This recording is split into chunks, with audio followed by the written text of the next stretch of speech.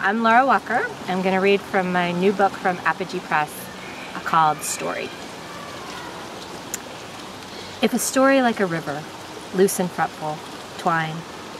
If a story with debris and froth pulling from the banks as it comes, never the same twice, step in and be renewed. If glass-bottom boats and red-dotted fishes. If another line just under the surface, if you can't see without drowning, if sometimes in storm, sometimes becalmed. If each person carries her own boat, dam, leaf, cutting its own way through or swept along and over the cliff, story as waterfall and prismed light, story as gravity. A story as sound, as uncles in the dark. Sheets wound round like cocoons, like dirges. Who touched whom and under what circumstances? The glow of a cigarette, a thought closed in on itself. If a story is circular, then it all comes back to them. Dark hair and meaty breath and a shimmer along the edges. If a story is linear, then he could not have been there. Haze of flies and a little suture. It goes like this. A girl is a forest. Or, can a man be ever intent? Or, her brothers are drawing in the hall. Or, he never touched her. Or, her memory is a cloud of swans. Outside in the hall, her brothers' voices become wind, become slope, become the thread of rain.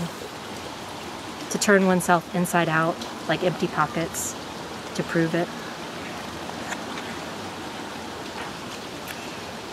To approach story, surround it with dolls and tuberculosis, give it playthings and drinks in the night, is also to see it recede in half-light. The story cannot be caught, cajoled, contained. We tell it in pieces falling out of the back of a truck or broken in branches on the ground.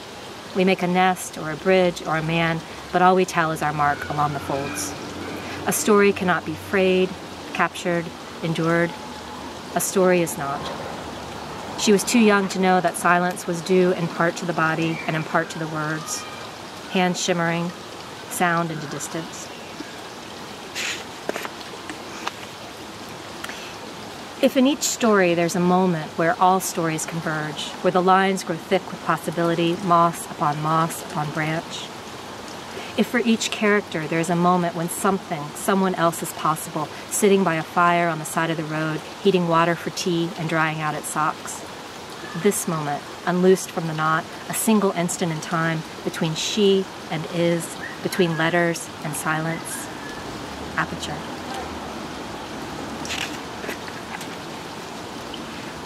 Her story is not her deliverance, does not sit up for breakfast when the tray enters, does not dig its own grave in the far field.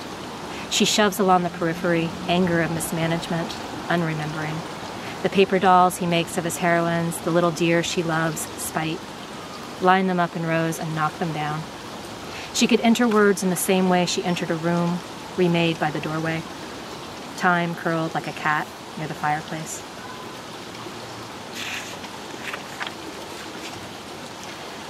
The story continues on its own, intent, limping toward water or a nearby road. She can see it in the distance, and one version calls out and another doesn't, standing barefoot on the porch. We eat the same fruit, follow the same thoughts of shade, but we are different creatures, and the difference cannot be sustained or distracted. The story tries to move forward, falls, circles back, and tries again. She stands on floorboards. She doesn't know the way either, couldn't help if she wanted to, but slowly descends and heads toward it. To keep a story company, to give it shade.